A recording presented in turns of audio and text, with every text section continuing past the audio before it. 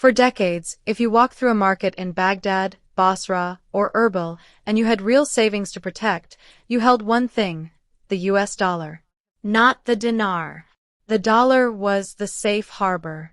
The dinar was the currency you spent quickly, before it lost value. That pattern just broke. New reporting suggests ordinary Iraqi citizens are now doing something that would have sounded absurd 5 years ago. They're trading their dollars back into dinars. And if that trend is real, it's not a small detail. It could be one of the more telling signals we've seen in Iraq's long, slow economic reform story. So what's actually happening here? Why would people voluntarily give up the safer currency? And does this mean anything for where Iraq's monetary policy is headed? Let's break it down properly. No hype, just analysis. Welcome back to Dinar Intel Hub, where we cut through the noise and look at what's actually driving developments in Iraq's economy, its currency, and its relationship with the international financial system. Today we're unpacking a report built around several connected threads: a shift in public currency behavior, movement in the parallel exchange rate, upcoming diplomatic meetings in Washington, and a central bank pledge tied to financial modernization. Individually, none of these is a bombshell.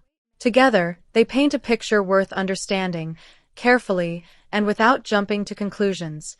Let's start with the most human part of this story: what regular Iraqi citizens are choosing to do with their own money.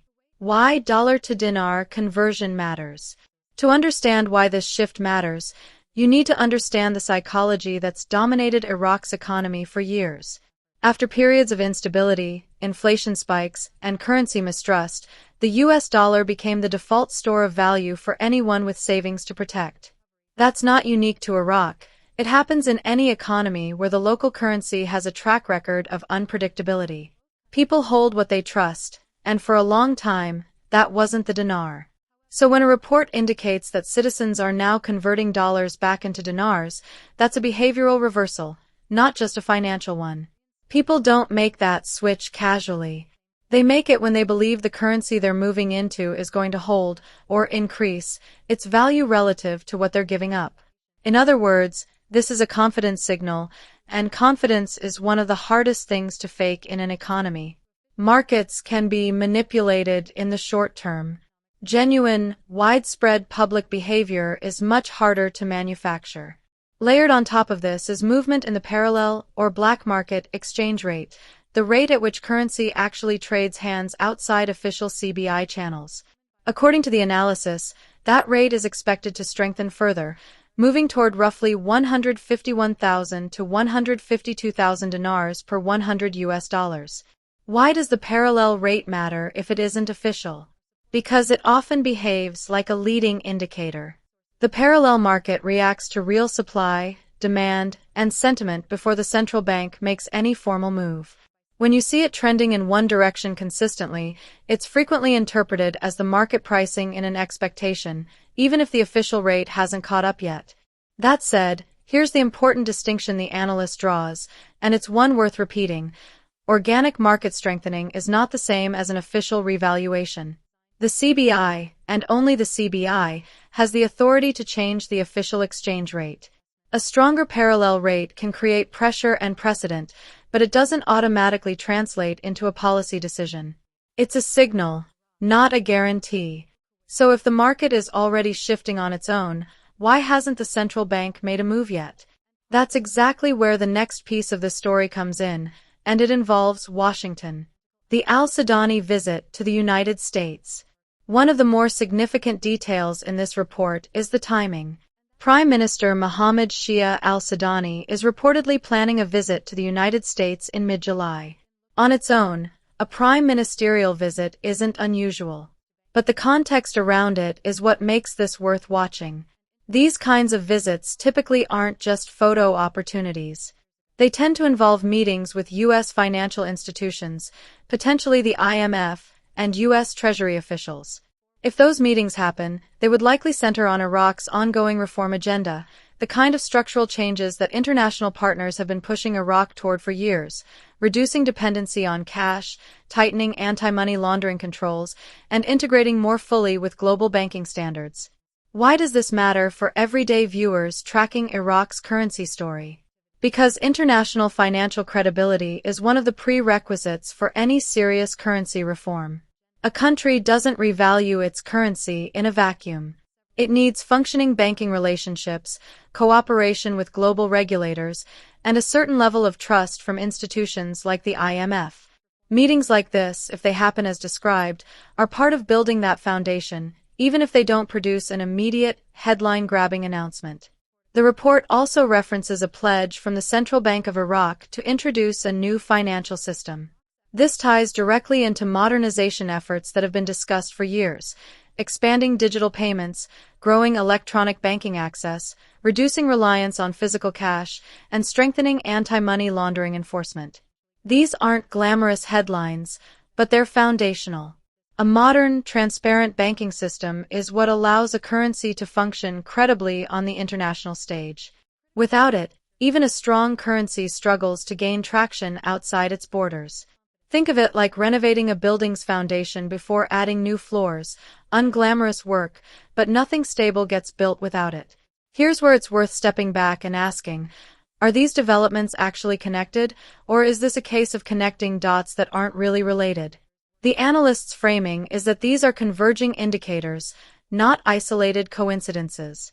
You have citizens shifting their personal savings from dollars into dinars, a parallel market rate trending stronger over time, a central bank commitments toward modernization and transparency, a diplomatic engagement with U.S. financial authorities on the horizon. Individually, each of these could be dismissed as routine. But when multiple indicators move in the same direction around the same period, it becomes reasonable to view them as part of a broader trajectory rather than random noise. This is standard practice in economic analysis. You rarely get one single, undeniable signal. You get a cluster of smaller signals that, together, suggest a direction of travel. That said, direction of travel is very different from guaranteed outcome, and that distinction matters enormously here. So does this mean a revaluation is coming soon? Before we answer that, let's talk about why the analyst is deliberately avoiding that exact question, and why that's actually a good sign of credible analysis, not a lack of confidence. This is the part of the story where it's tempting to speculate about exact dates and specific rates. The analyst explicitly avoids that trap, describing themselves as not a rate and date commentator. That's a meaningful distinction in this space, where so much noise comes from confident-sounding predictions that rarely hold up. Instead, the more useful framing is this: each completed reform, each modernization step, each diplomatic meeting, each stretch of parallel market strength, moves Iraq incrementally closer to the conditions under which a currency event could eventually happen. It doesn't set a date. It doesn't guarantee a number.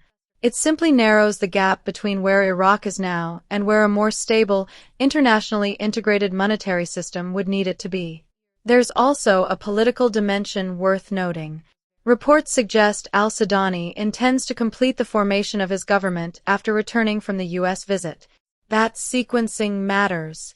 A currency revaluation is a major national event, the kind of decision typically made from a position of political stability, not during a transitional or incomplete governing period. It would be unusual, from a policy standpoint, for a government to take that step while its own formation is still unfinished. That's also why the analyst pushes back on the idea, floated by some other commentators, that an official revaluation might happen before the U.S. visit. The more logical sequence, based on how governments typically operate, is stability first, major monetary decisions after. The report also points to continued U.S. business engagement in Iraq, including a notable agreement involving Halliburton. Expanding foreign investment, particularly from major U.S. companies, tends to reflect growing confidence in Iraq's operating environment, legally, logistically, and economically. It's another thread in the same broader tapestry: incremental normalization, sector by sector. So where does that leave us? Iraq appears to be moving through a genuine, if gradual, phase of economic and monetary reform. Citizens shifting toward the dinar, a strengthening parallel market, central bank commitments to modernization, and high-level diplomatic engagement with the U.S. are all pieces of the same evolving picture. But it's important to hold two things as true at once. First, these are meaningful, trackable developments, not manufactured hype. Second, none of them constitute an official revaluation, and no credible analysis can respond with a specific date or rate for when, or if, that happens. The Central Bank of Iraq remains the only body with the authority to make that call, and it will do so on its own timeline, likely once political and institutional conditions are considered stable enough to support it. What we can say is this: Iraq is checking boxes. Banking modernization, international engagement, public confidence, these are the ingredients that typically precede major monetary shifts in any economy. Whether and when those ingredients come together into an actual policy decision is something only time and the CBI will determine. Thanks so much for watching this breakdown here on Dinar Intel Hub. If you found this analysis useful, do us a favor and hit that like button. And if you haven't already, subscribe and turn on notifications so you never miss an update. We cover Iraqi dinar developments, geopolitical shifts, economic reforms, and market analysis every single week, and we genuinely love to hear your take, so drop your thoughts in the comments below. Just a reminder, everything you've heard today is for educational and informational purposes only. This is not financial advice. We'll see you in the next one.